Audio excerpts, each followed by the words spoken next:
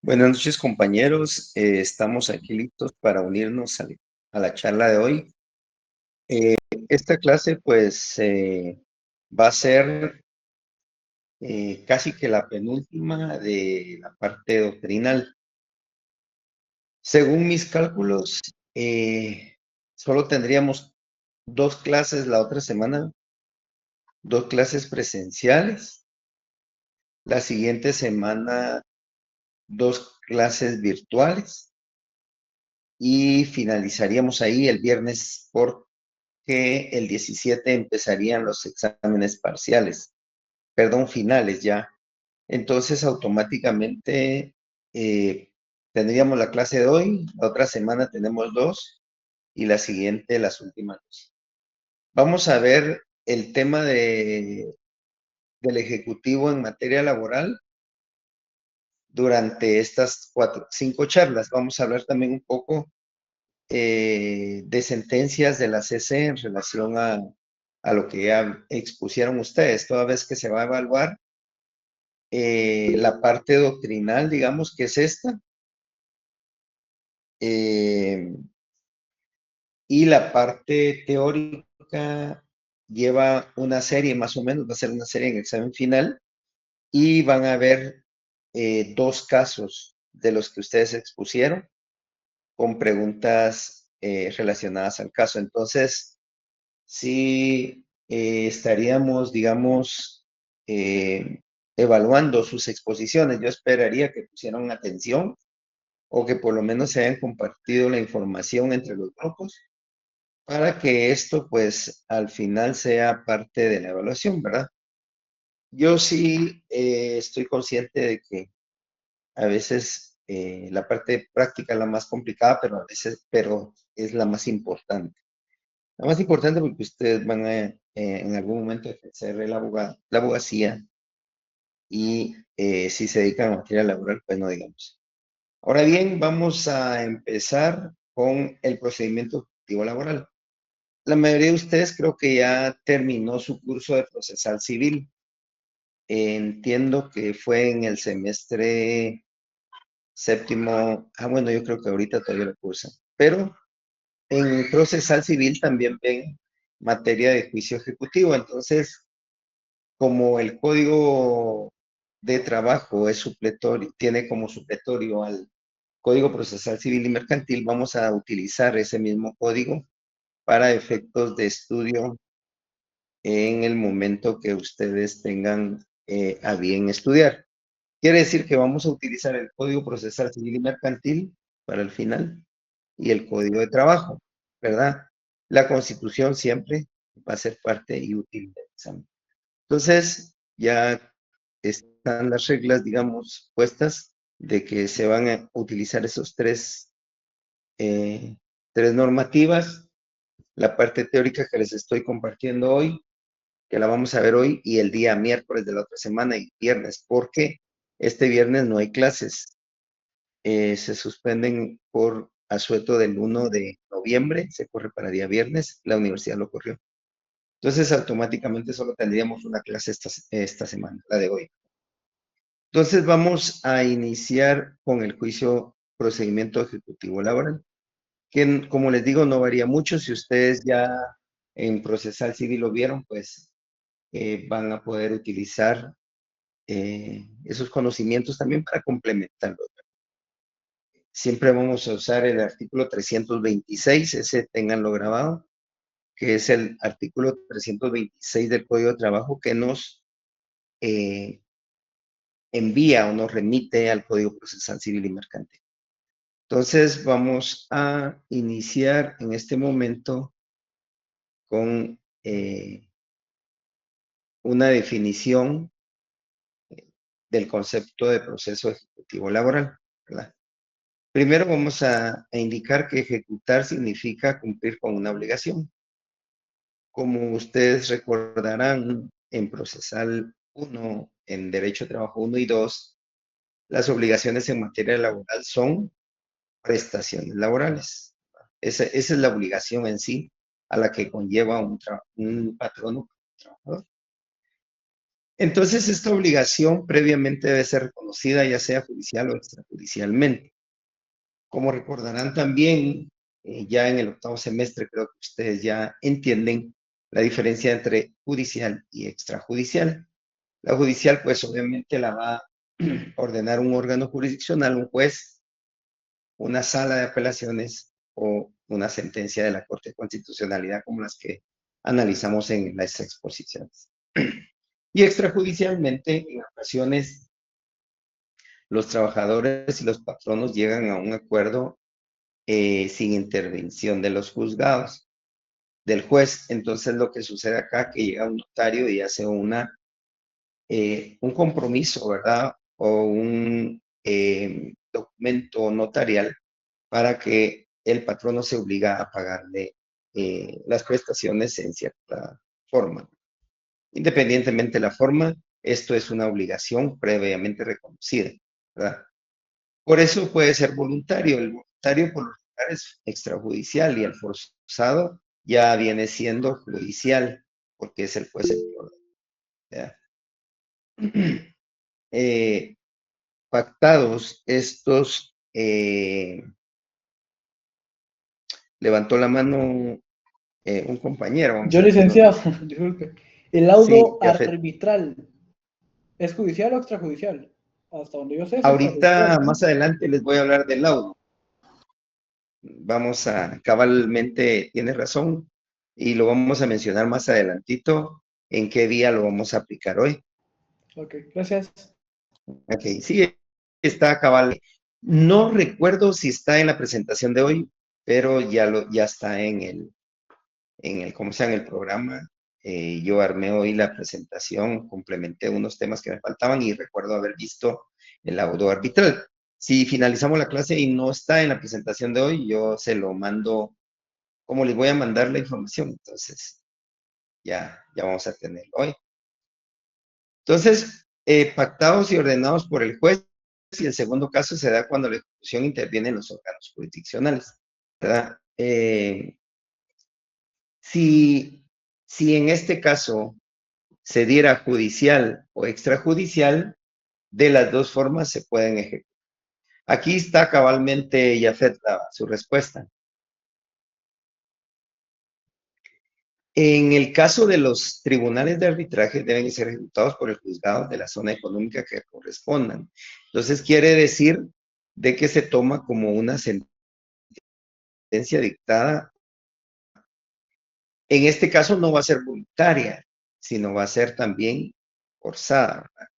Entonces, se toma como una cuestión judicial para Jafet, que me hizo la pregunta. Entonces, corresponden estos casos a poder ejecutar también el laudo arbitral. El laudo arbitral también se puede ejecutar como se establece en el derecho civil.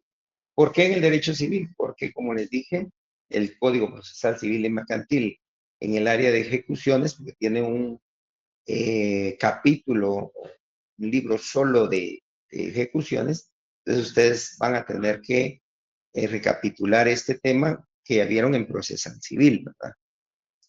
Entonces, ¿qué se necesita para hacer un cobro en materia laboral? Ojo, porque aquí no estamos hablando de una deuda bancaria, de una deuda, de un título de crédito en materia mercantil, sino estamos hablando de prestaciones laborales reconocidas en un juicio, ¿verdad? Entonces, ese sería el primer requisito. El primer requisito sería que existe un cobro de prestaciones reconocidas en un juicio. El juicio va a ser un juicio ordinario laboral, donde se condena a una parte que se denomina patrono al pago de prestaciones para un trabajador, ¿no? Entonces, estas sentencias firmes, conforme a lo establecido en el artículo 425 del Código de Trabajo, también son requisitos importantes para la ejecución laboral. Agrega también el artículo de unas prestaciones que refiere el 101. No sé si alguno tendrá por ahí el artículo para que me lo lea, su código de trabajo a la mano, de los que están en casa y no van en camino, que me pueda leer el artículo 101. ¿A qué se refieren estas prestaciones? ¿Se lo leo, Lick? Sí, aquí dice de trámite, pero es de trabajo. Sí, por favor, hágame favor. Dice 101, los créditos por salarios no pagados o las indemnizaciones en dinero a que los trabajadores tengan derecho en concepto de terminación de sus contratos de trabajo gozan en virtud de su carácter alimenticio de los siguientes privilegios una vez que unos u otras hayan sido reconocidos por los tribunales de trabajo y previsión social. A. Pueden ser cobrados por la vía especial que prevé el artículo 426.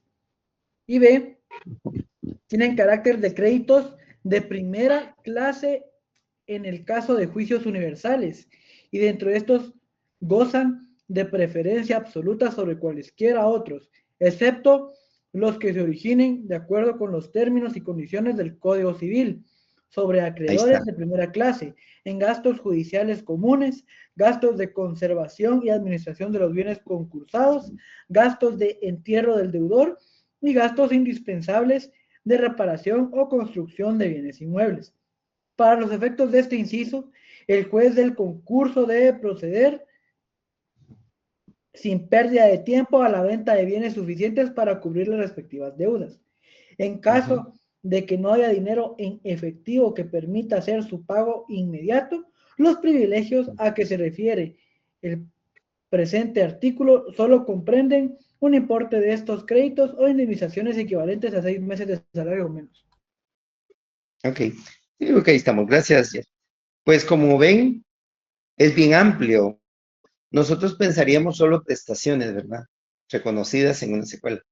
Pero el requisito nos lo amplía más en el artículo 101. Todo lo que ustedes leyeron ahorita, los que tienen su código a la mano, marquen ahí con fluorescente el 101 como uno de los requisitos para un ejecutivo laboral. Entonces, agregamos 3 requisitos ahí y ahora la pregunta es ¿a quién se debe ejecutar, verdad? Debe ejecutar la sentencia ante el mismo juez que dictó la primera instancia. Eh, digamos que yo llevé mi juicio laboral en Escuintla,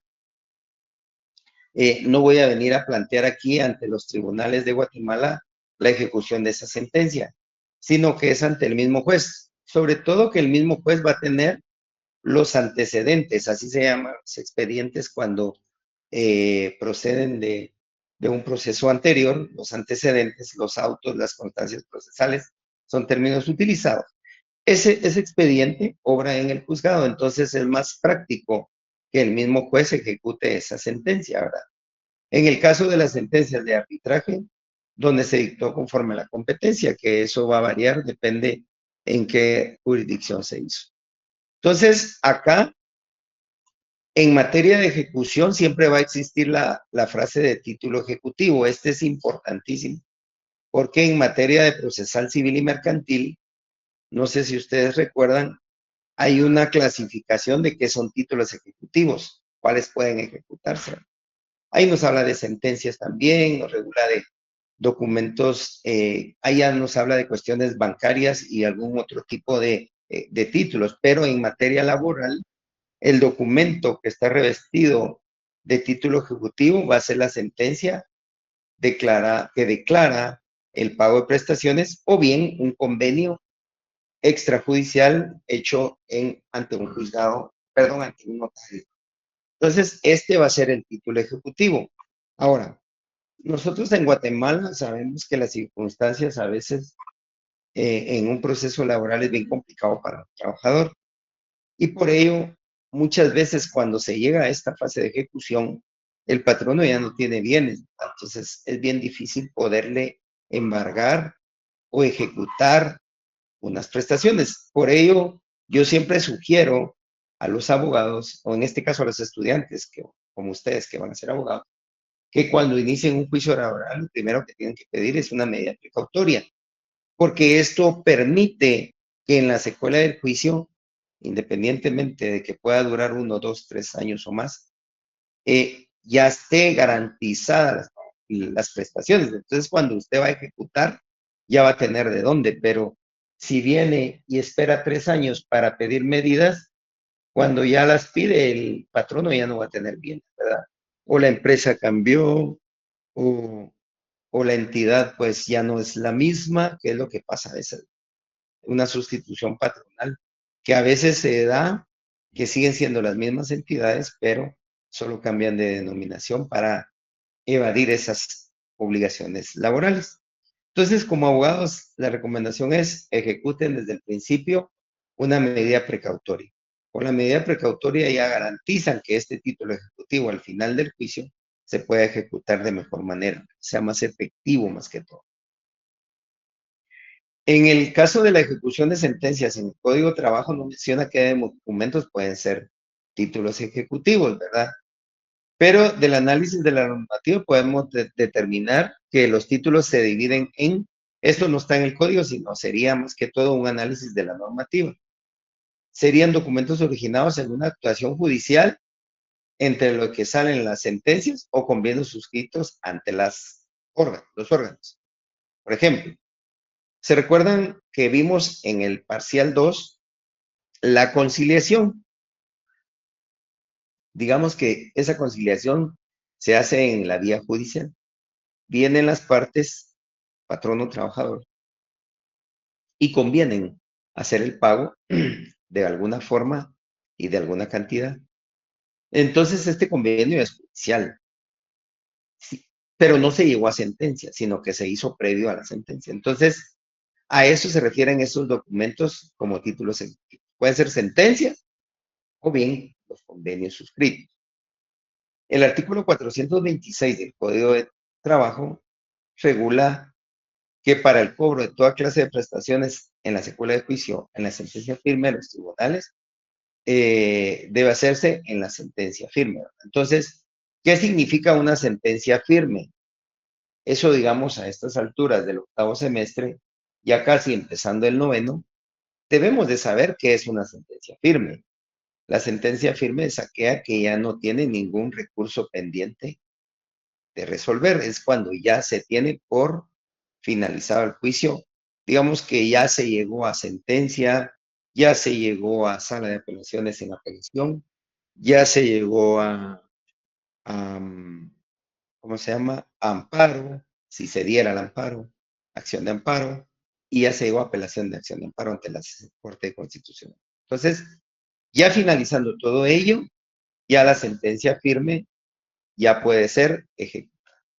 Y también los documentos que les dije originados en una actuación extrajudicial, que puede ser un convenio celebrado en una inspección de trabajo o en una escritura pública, en acta notarial y en algún documento privado con firma legalizada. Esas son las formas, digamos, que ustedes pudieron haber visto, me imagino, en derecho notarial.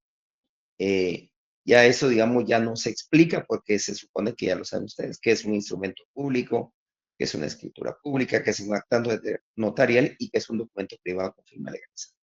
Cualquiera de estos puede ser un documento originado de actuación extrajudicial. Entonces, para aterrizar con el tema de título ejecutivo, puede ser documentos originados en actuación judicial, como las sentencias y convenios judiciales, o bien los documentos originados en actuación extrajudicial, como por ejemplo los que se mencionan acá. Si se dan cuenta, estamos agregando también la inspección de trabajo. Ustedes se recordarán que para interrumpir la prescripción en materia laboral, se puede hacer ante autoridad competente o ante órgano jurisdiccional. La autoridad competente pues se refiere a la inspección de trabajo. Entonces, en algunas ocasiones, los patronos y trabajadores en hora buena han llegado a un convenio y ahí hacen el acta y firman y se ponen de acuerdo para pagar las prestaciones. Ya no acuden a la vía judicial. Enhorabuena se queda ahí para el patrono y para el trabajador es beneficio. ¿Por qué es beneficio? Porque el patrono de una vez finaliza su obligación y el trabajador pues se va satisfecho con el cobro de sus prestaciones e indemnización si hubiera el caso. El artículo 278 del Código de Trabajo también regula que los arreglos directos y conciliatorios que se suscriben ante las inspectores de trabajo, una vez aprobados por el inspector o por el subinspector, tienen carácter de título ejecutivo. Aquí sí ya no lo menciona el artículo 278, porque el artículo 278 nos da una pauta muy clara de una clasificación de los títulos. No son todas, es una que se refiere a esta se referiría a un título ejecutivo en vía extrajudicial, ¿verdad? El del 278. Evidentemente, como les digo, el Código de Trabajo no contempla o no establece qué títulos ejecutivos, ¿verdad? Pueden ser, pero yo se los di hace un ratito, ¿verdad? Entonces, por si supletoriedad del 326, ¿verdad? Nos vamos al artículo 327 del Código Procesal Civil y Mercantil, que nos habla que los títulos ejecutivos son los testimonios de las escrituras públicas. Entonces, si se dan cuenta, el artículo 327 aplicado supletoriamente en materia laboral nos da esa pauta. Una ventaja es que, digamos, no existe un código procesal, si bien no existe un código procesal laboral, el procesal civil y mercantil es muy completo, entonces nos tiene una gama de títulos ejecutivos como la regulada en el artículo 327. Entonces, acá podemos ver que sí nos describe algunos, ¿verdad?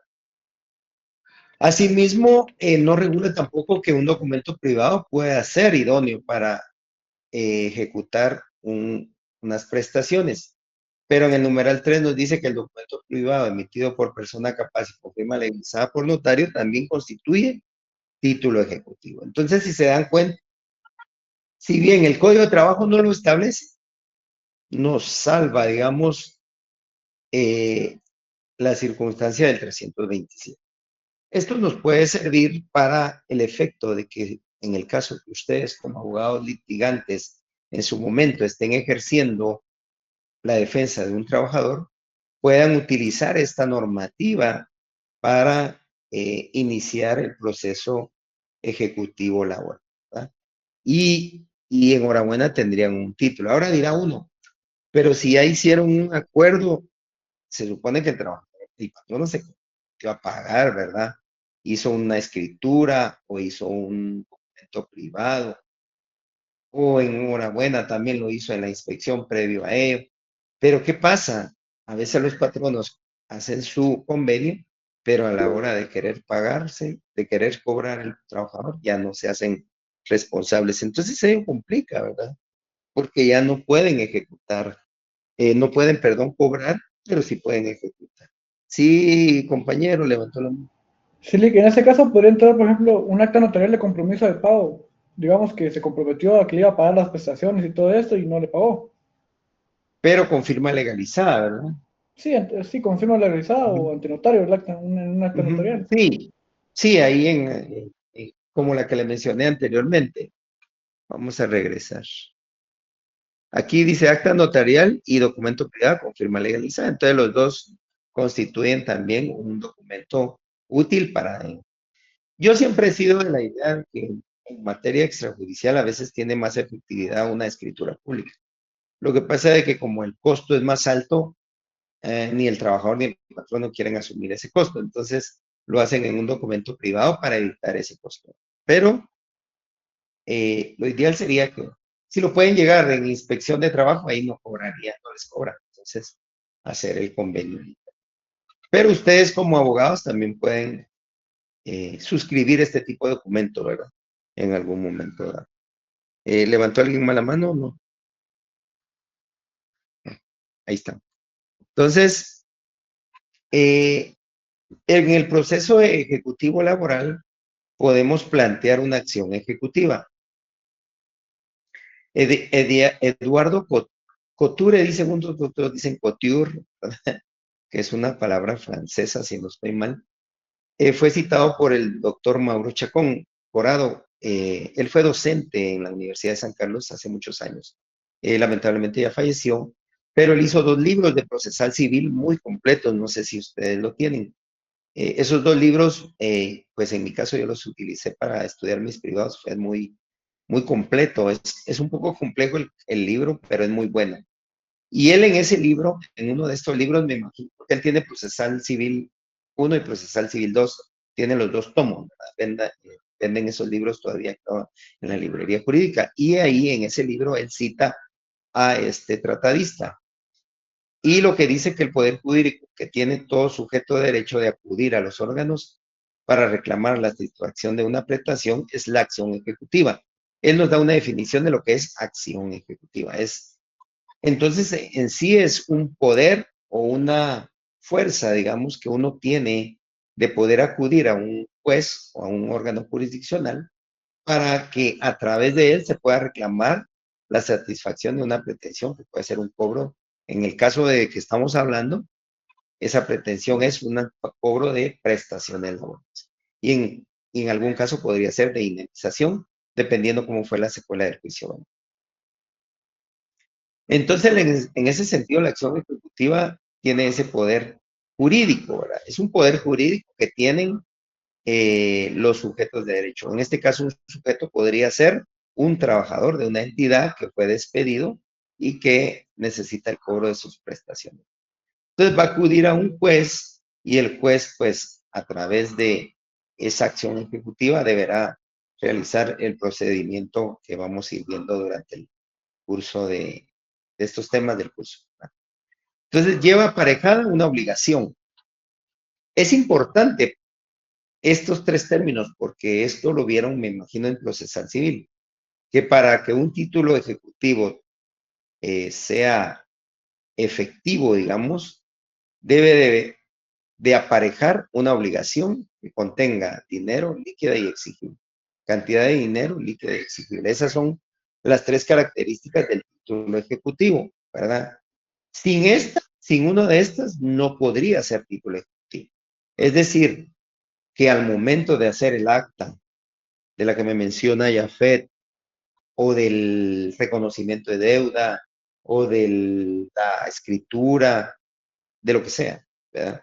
Se debe suscribir claramente cuál es la cantidad de dinero líquida y exigible, porque si es ambigua, no va a tener la fuerza de título, ¿verdad? Entonces, a veces los notarios no suscriben bien esa parte y lo que va a pasar es de que ese título ejecutivo va a ser atacado por la otra parte, en el caso de este patrono, para que no se pueda ejecutar. Entonces es lamentable que por una mala redacción pueda crear esa pérdida del proceso para nosotros.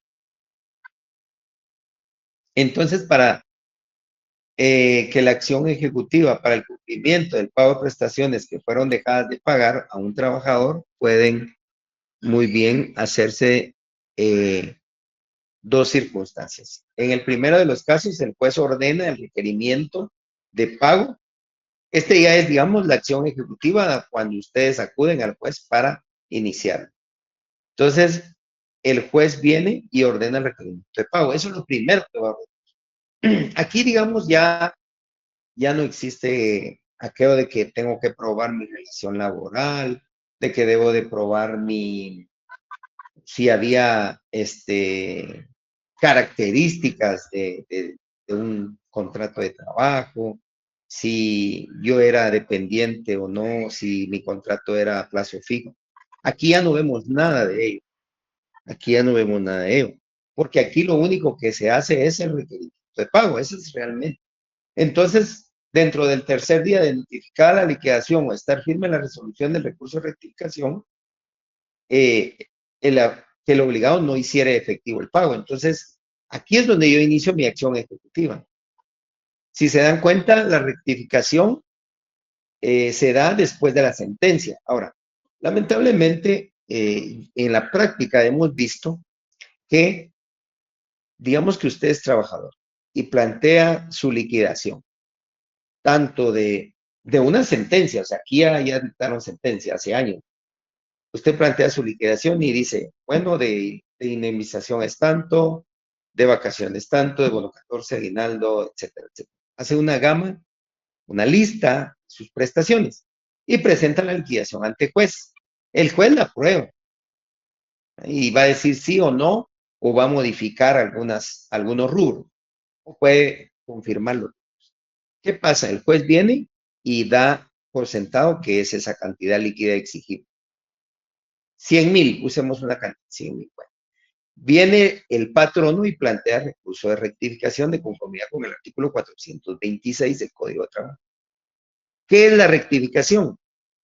¿O cuál es el objeto principal de la rectificación? Eso lo vimos. El objeto es nada más que el juez evalúe si hay error de cálculo.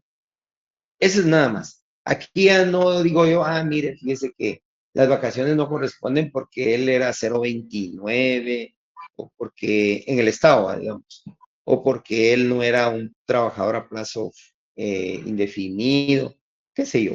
Aquí ya no alego nada de ello. La rectificación únicamente es para error de cálculo. Esa es la frase, error de cálculo. Entonces, el patrono plantea el error de cálculo. En la práctica, muchos abogados este error de cálculo lo plantean mal, porque plantean un sinfín de pretensiones, ¿verdad? Como las que les mencioné ahorita.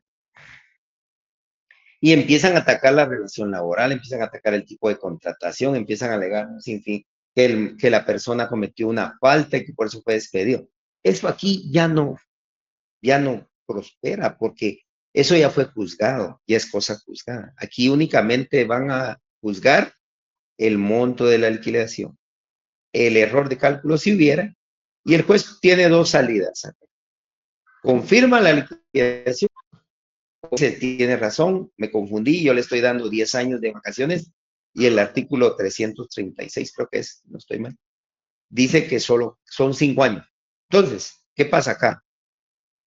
Hay un error de cálculo en las vacaciones. Bueno, lo arregla y firme. Ahí estaría todo bonito, porque entonces yo planteo mi acción ejecutiva y finaliza. Pero no, ¿qué hacen los abogados? Porque al final por algo somos abogados. Plantean apelación de la rectificación. Plantean amparo. Plantean apelación de amparo. Estamos hablando que después de la rectificación pueden pasar 2 años más. 3 años si no es más. Entonces, uno dirá, ya la acción ejecutiva, ya voy a cobrar mis prestaciones. No, lamentablemente en la práctica se da esto, ¿verdad? Y el proceso nos lo da, la ley nos da esa opción, entonces no queda más que, y eso es lo que hace la carga laboral en materia de trabajo, que hay tanto, porque todo lo apelan, todo lo impugnan. Enhorabuena que ya no apelaran la rectificación y que ahí quedara todo. Pero digamos que este es un juicio bonito donde no impugnan y el trabajador presentó su liquidación. Entonces el juez pasó el tercer día y el patrono, que en este caso es el obligado, no hace efectivo el pago. Yo planteo mi acción ejecutiva diciéndole, señor juez, el patrono no ha cumplido con la liquidación que usted me dio en la resolución de fecha tal. Entonces, la acción, en la acción ejecutiva a instancia de parte, que es la que está planteando el trabajador, plantea esta acción, ¿verdad? Dice en la acción ejecutiva de instancia de parte, la ejecución se basa en títulos ejecutivos extrajudiciales. Es la misma que estamos hablando, solo que aquí sería extrajudicial. Inicia a instancia de parte porque el juez tiene desconocimiento de la existencia de estos títulos. Entonces, esas son las dos circunstancias. En la primera es una judicial y en la segunda es la extrajudicial que hemos venido a hablar. El artículo 426, que es el que les mencioné hace un rato, establece que notificada la ejecutoria o de aceptada la obligación, se practicará la liquidación, que es la que les mencioné yo, ¿verdad? Esa es una tablita matemática dentro de una resolución. Si ustedes ven tienen acceso, pueden ir a ver, o de repente en Google aparece una resolución de liquidación, les va a aparecer un cuadrito matemático. Indemnización tanto, vacaciones tanto, bono 14, sí. Así va a aparecer la liquidación, ¿verdad? Entonces se promueve con base a ese título ejecutivo que era la sentencia que les mencioné yo hace un ratito. ¿Qué patrimonio puede ser ejecutable para un patrono? Bueno, ahí hay varios, ¿verdad? Lo que sucede es de que, como les dije yo, el problema es que como el proceso puede durar muchos años, el patrono va a venir y se va a, digamos, a, no quiero usar la palabra deshacer, porque no es una palabra jurídica.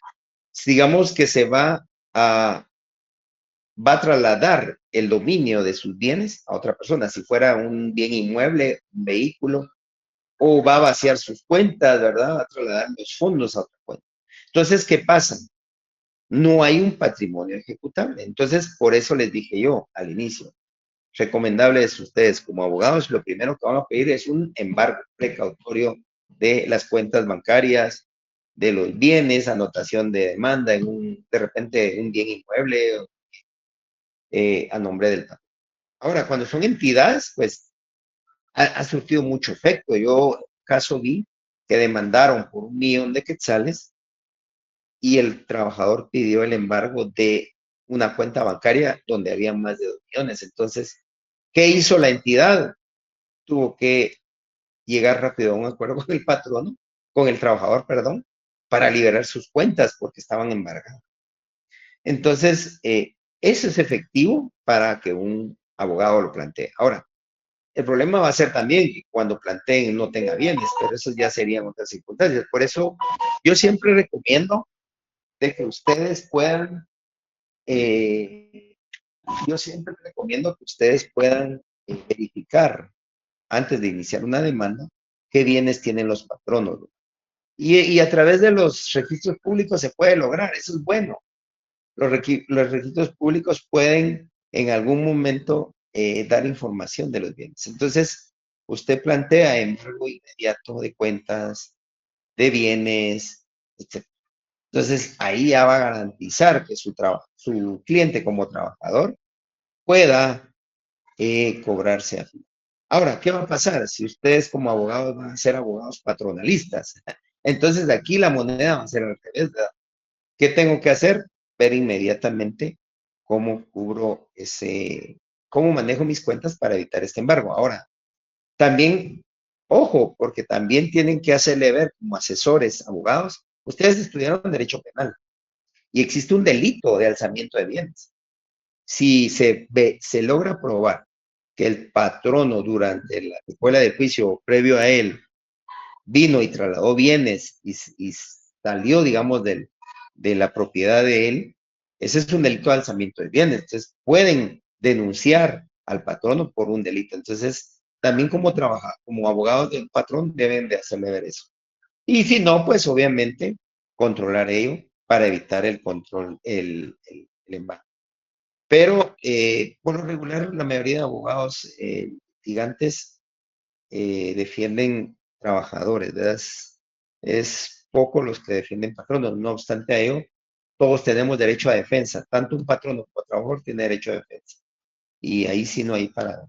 Aunque el derecho de trabajo es tutelar, el patrono también tiene ese derecho.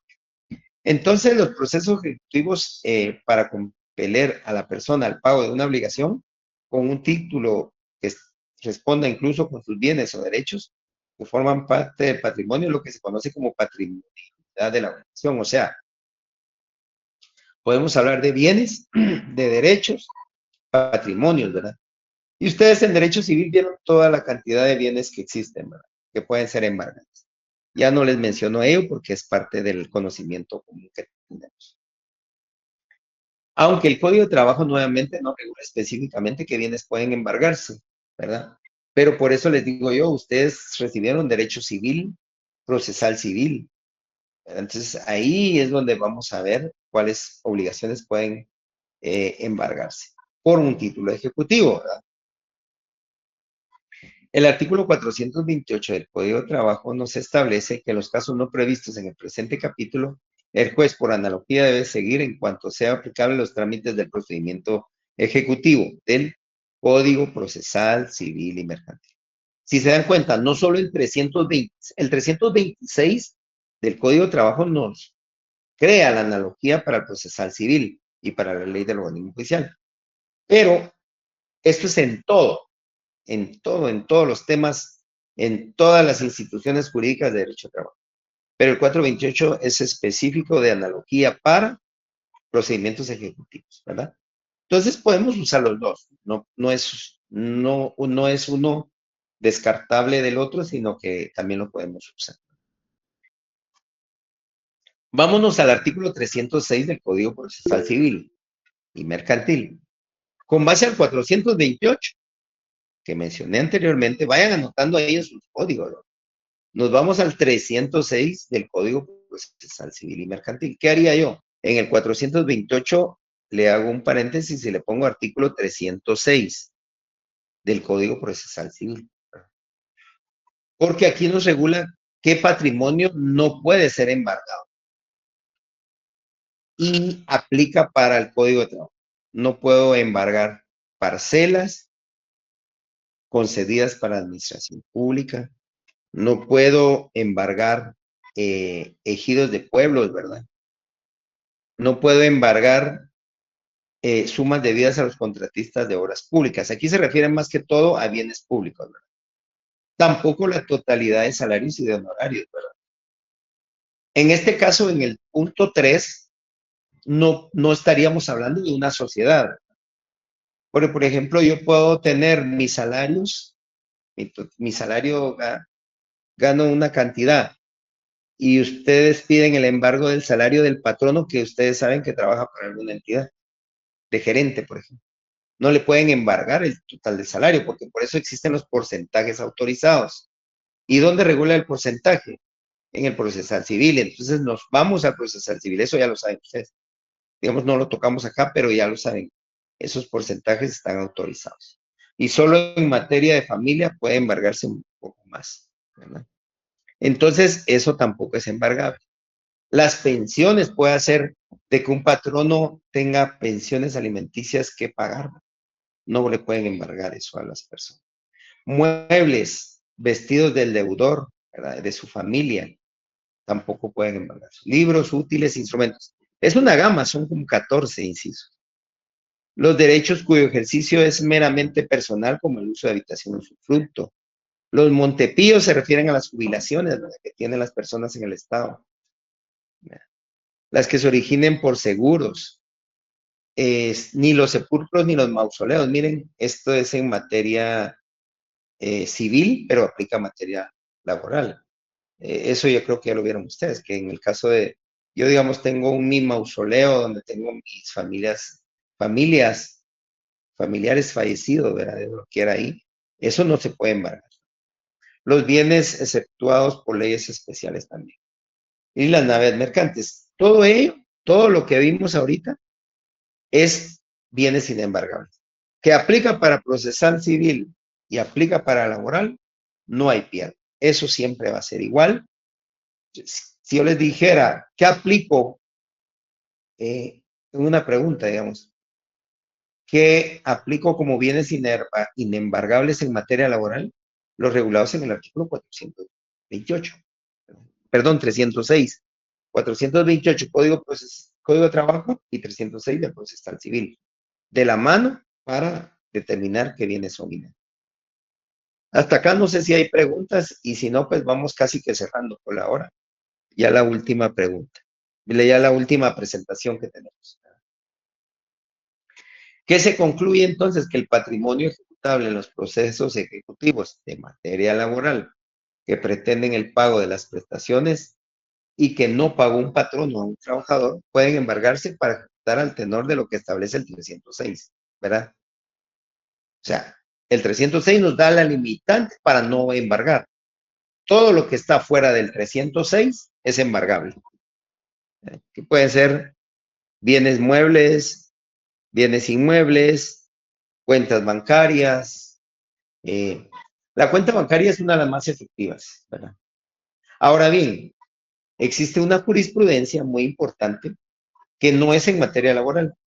Hubo un caso donde, digamos, el patrono recibía, pero esa era en materia, perdón, no era en materia laboral, fue en materia de familia. El señor debía pensiones alimenticias por 50,000 quetzales, por decirles algo. Y le embargaron la cuenta bancaria, ¿verdad? Pero él recibía su salario en esa cuenta. ¿Qué es lo más común en el Estado? Ustedes saben, y yo creo que la mayoría de ustedes les pagan en cuentas, ¿verdad? Ya no es como antes, en mi época se pagaba con cheque. Ahora usted viene y tiene una cuenta en Banco Rural, en Banco Industrial, en Banco GIT, qué sé yo, y le depositan mensualmente su salario completo.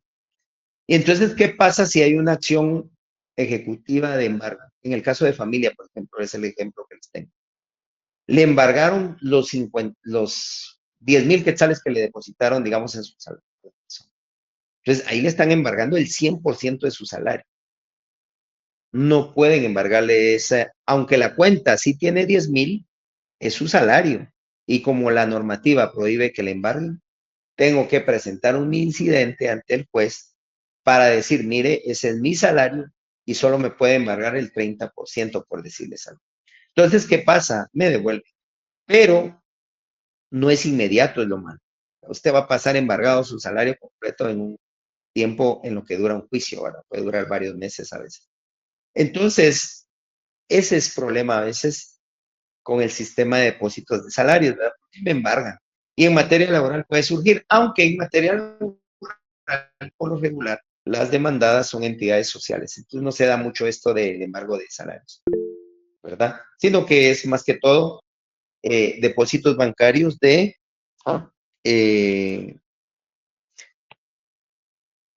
de operación de la entidad, ¿verdad? Son salarios, es dinero de operación. Entonces lo que pasa acá es de que viene y como y no embargan eso. Para finalizar, les voy a dar la palabra a los compañeros que levantaron la mano y así ya cerramos la clase de hoy. Manuel Hernández creo que levantó la mano. Sí, buenas noches. Buenas Con noches. una consulta, si la persona debiese en dos bancos, digamos, y los dos bancos ejecutan el embargo, ¿es solo hasta el 35 o 35 y 35? No, no, no, no, no. Lo que pasa es de que es el 35 del salario. Sí, por Por lo eso. regular, a usted no le pagan en dos bancos. Ah, bueno, a menos No, de que trabajaran en dos la empresas, ¿verdad? deuda, digo yo, la deuda. Que yo tenga dos deudas y me embargan Ajá. los dos bancos. O sea, me quedo con el 30 o ellos se tienen que poner de acuerdo, que van con el juez y le dicen, No, no, mire, no, no, no. Lo que sucede es que viene usted, entiendo así, va la pregunta. Usted debe, digamos, pero no prestaciones laborales, o estamos hablando de prestaciones laborales. no, de deuda, de un banco, digamos Deuda que en yo general, un banco, una ajá, deuda a un banco.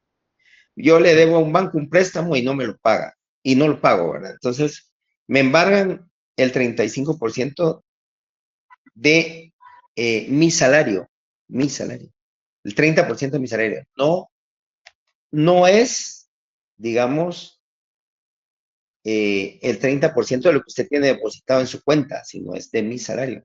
Entonces, cuando llega, por ejemplo, ese embargo a recursos humanos de la entidad, usted trabaja para una empresa sociedad anónima X y usted ya tiene un embargo del 30, la empresa le va a informar al juez que ya no puede embargar porque ya le están embargando a usted un porcentaje, ¿ya? Entonces, la entidad es la que le va a decir al juez, mire, no le puedo embargar más del 30 porque él ya tiene un embargo. Por eso muchos estratégicamente hacen esa, cuando tienen deudas, ¿verdad? Y la verdad que en la práctica se da, no es realmente, se los voy a contar cómo hacen. Tiene usted y le debe al banco X. Y para evitar el embargo le dice a su esposa, mira, presentame un juicio de alimentos y me embargas mi salario. Así el banco ya no me puede embargar. Y hacen eso.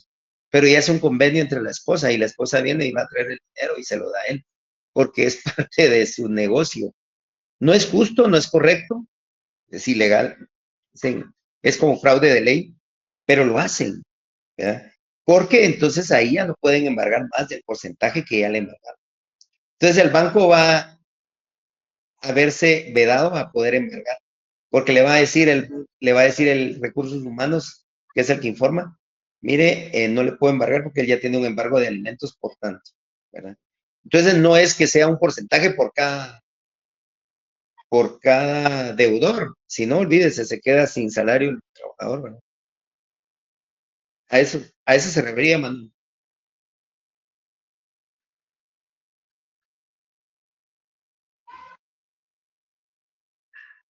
Se me fue. Bueno, Está ahí, no sé si alguien más había levantado la mano. Si no, dejamos acá la clase de hoy, son las 7:08, perdón. Y ya finalizaríamos ese tema de hoy, ¿verdad? Síndica, eso era. Gracias. Ok. Sí, vaya, pues feliz noche, que descanse. Gracias, licenciado. Feliz noche. Buenas noches, nos vemos el día miércoles, primero Dios, en la USAC, porque este viernes no hay clases. Feliz noche, Vaya, licenciado. feliz noche. Feliz noche. Descansen, feliz noche, feliz Gracias, licenciado. descanso Feliz noche. largo. Licenciado, Bueno, disculpe feliz las noche. notas. Sí, fíjese que estoy integrando, me está costando un poquito. Estoy integrando las exposiciones que tienen que ir en este parcial. Ya terminé casi hoy, yo considero que mañana tal vez a más tardar estaría ingresando a la nota, ¿verdad? Muchas gracias, licenciado. Bueno, no tenga pena. Feliz noche. Buenas noches, que descansen.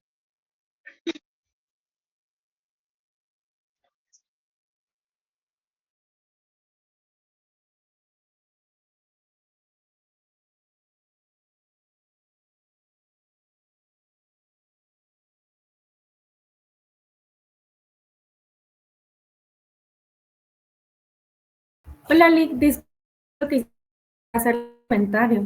Sí, cuénteme, ¿quién me habla? Le saluda Stephanie. Buenas A noches. Stephanie. Sí, Sí, Stephanie. así es. Escuché que al inicio de clase usted mencionó que con respecto a la evaluación final iba a colocar un apartado donde analizáramos una sentencia. ¿Es así? Sí, digamos que no es analizar la sentencia, eso ya lo hicimos. Eso lo hicimos en la exposición. De la sentencia yo voy a sacar un caso práctico. Por ejemplo, ¿de qué se trató su sentencia que analizó? Era